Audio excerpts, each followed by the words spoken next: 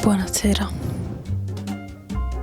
anzi buonanotte. Questa frase esemplifica esattamente come mi sento in questo momento. Ora va meglio.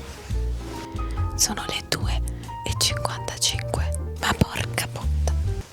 È lunedì mattina e io non riesco a dormire. Tu saresti capace di piantare tutto e ricominciare la vita da capo? Di scegliere una cosa sola e di essere fedele a quella. Una cosa che raccolga tutto, che diventi tutto proprio perché la tua fedeltà che la fa diventare infinita. Saresti capace?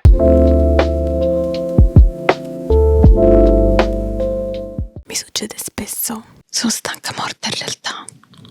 Parlo così perché tutti dormono, ovviamente. Persone normali. Mi succede spesso di mettermi a letto, ma poi il mio cervello inizia a girovagare.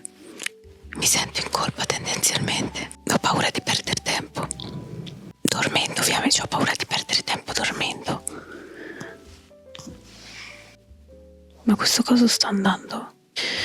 Ogni tanto mi chiedo se sia la società nostra, un po' votata all'iperefficienza, che ci costringe sempre a fare, sempre a sentirci in colpa se non stiamo facendo. Un po' invece mi rendo conto che io sono sempre stata così, sin da quando ero piccolina.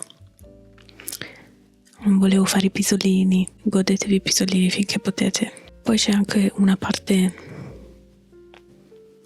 di colpa che ho, perché nonostante tutti mi dicano di non guardare il telefono prima di addormentarmi, me lo guardo sempre.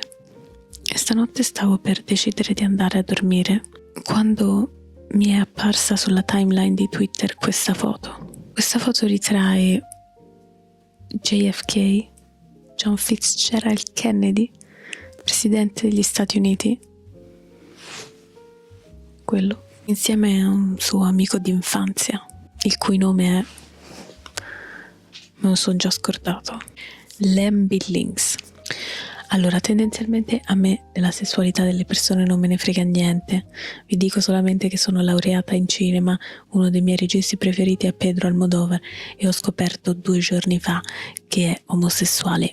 Avrei potuto arrivarci? Probabilmente sì, dato che l'ho studiato in queer cinema. Però questo è il mio livello di interesse verso la vita sessuale degli individui con i quali non voglio avere un rapporto sessuale. Vedo questa foto, capisco che c'è qualcosa che non so. Mi viene da pensare che mi è sempre stato raccontato che Kennedy era un grandissimo ratto. Aveva un botto di amanti, ha fatto grandissimi casini, non riusciva a tenersene nelle mutande, ok? E quindi dico, oibò, questa cosa assomiglia molto a un'invasione della privacy di una persona morta? Assolutamente sì. Dovrebbe interessarmi? No. E quindi ho fatto un po' di ricerche e ho scoperto che John Fitzgerald Kennedy forse era bisessuale, dove questo forse è importantissimo perché la mia principale fonte è il Daily Mail, quindi potrebbe essere tutta una cazzata, però pare abbiano trovato delle lettere a luci rosse che JFK e tale Billings si scambiavano. E poi soprattutto mi sono scordata di dire, Billings era apertamente omosessuale. Vedete, mi scordo di queste cose, sono cose fondamentali agli scopi di questa storia, invece io me lo scordo. Sembra che lo faccia apposta per essere inclusiva, ma non è così. Oddio, mi fa pure gioco, questa cosa potevo anche non dirla. JFK aveva riservato una stanza all'interno della Casa Bianca solamente per il suo amico di infanzia, Lem, il suo amico di infanzia con cui, guarda caso, si scambiava lettere piccanti. Jackie Kennedy sapeva tutto ciò e a quanto pare era visibilmente e comprensibilmente incazzata. D'altro canto, però, ben prima di sposarsi aveva scritto una lettera a un Irish priest, a un prete irlandese, dicendo che sapeva benissimo che JFK emetteva le corna, che era un uomo che aveva bisogno di continua validazione da parte del mondo femminile. Aveva scritto che era un uomo che si annoia della conquista, gli piace più la caccia. Vabbè, un coglione, può piacere la caccia, ma allora non fai il favore di sposarti e rovinare la vita a una poraccia. E io volevo dire l'avrei ammazzato. Sarebbe stato nello studio di un avvocato divorzista. Continuo a scavare, vado più a fondo in questa ricerca. Ormai è diventata una questione identitaria, ormai è parte di me. Quando ero al liceo mi avevano detto che JFK era quest'uomo illuminato che voleva concedere diritti agli afroamericani. Aveva la natura di un profeta. Quali altri segreti ci hanno nascosto? Quali altre verità ci hanno taciuto? E con questo pensiero mi fomento ulteriormente e continuo a cercare roba. Parte una telefonata tra Jackie Kennedy e Johnson. JFK è morto da quello che ho capito poteva essere morto anche da un mese, tipo, perché erano le vacanze di Natale quando arriva questa telefonata a Jackie Kennedy da parte di Johnson, e JFK è morto il 23 novembre del 63, quindi poteva essere o il Natale del 63 o il Natale del 64. In ogni caso fa schifo quello che vi sto per dire. In questa telefonata privata, che non so come mai sia finita su internet, Johnson dice a Jackie Kennedy che gli piacerebbe molto sculacciarla. E lì è quando ho iniziato a interrogare le mie scelte. Avrei potuto dormire, e invece no. Avrei potuto accontentarmi delle verità che mi erano state raccontate, e invece no. Potevo farmi i cazzi miei. Sentita io, la dovete sentire anche voi. Jackie. Mr. President? I love you. I see, sweet. Where are you? You just skipped away from this town. I ought to have had you arrested. But I was so mad at myself. Yeah, well, you ought to be mad. You almost made me mad at you, leaving without coming by and hugging me and telling me goodbye. Yeah, but did you get my note? Yes, I did. And Off the Ladybird, I thought so stupid. well, I miss you, and I'm thinking of you, and I know your Christmas won't be what it ought to be, but I wish that I could make it happier. When I got ready to go to home for my Christmas, the Congress just said they'd spank me and hit me right in the face and wouldn't let me go, and that's the way I want to do you next time if you don't tell me goodbye. Oh, listen, as soon as you get... Give my love to Ladybird. I long to see you. Okay, we'll see you soon. Thank you, dear. Goodbye, Bye. President. Ho trovato la data della chiamata, quella delle sculacciate, solamente un mese dopo che a quello avevano fatto saltare il cervello. Che schifo! A questo punto ho deciso che avrei smesso di scavare, perché non so se mi sarebbe costata una visita dallo psicoterapeuta domani. Le morali di questa favola sono due.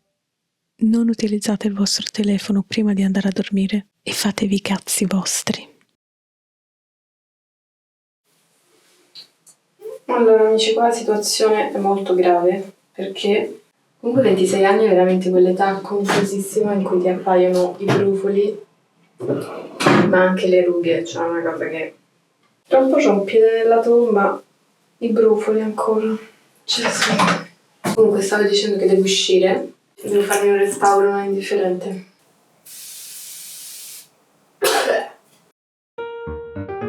Insomma, poteva venire un pochino più su, che c'era la frangia poi che copriva. Io ho fatto di tutto per ammazzarlo, si vede. È un partigiano. No, l'esempio sbagliato, perché poi alla fine i partigiani hanno vinto. Chiameremo Benito.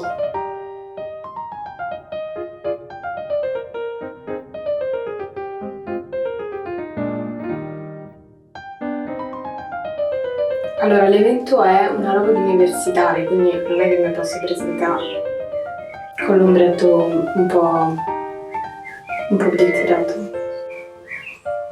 Sono molto tentata.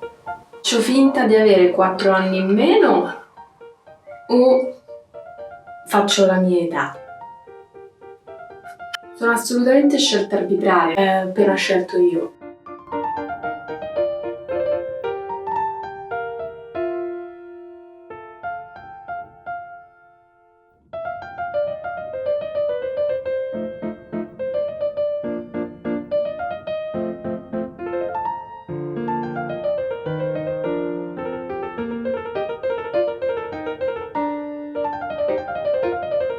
Poi c'è la questione vestiti, perché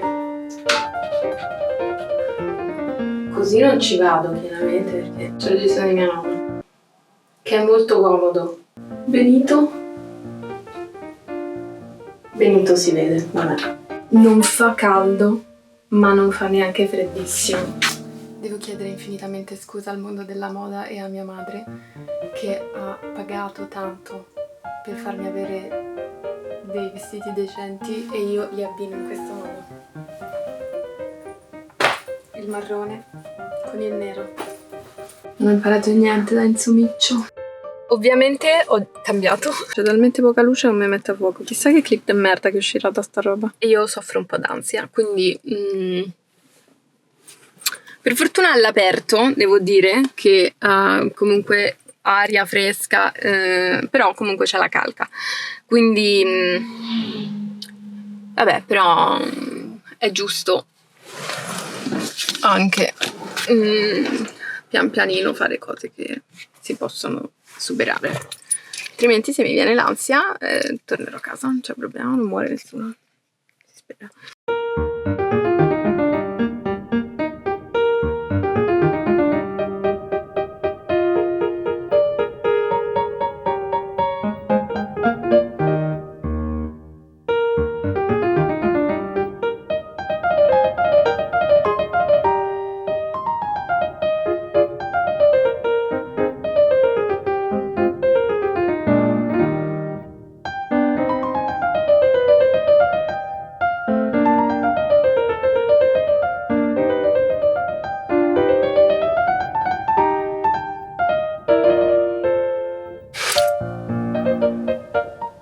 Gesù. Non ho fatto tanti video perché mi sono divertita, il che è positivo. E adesso andrò a casa ascoltandomi della musica per cui non ho il copyright, quindi non potrò mettere la... Nella casina!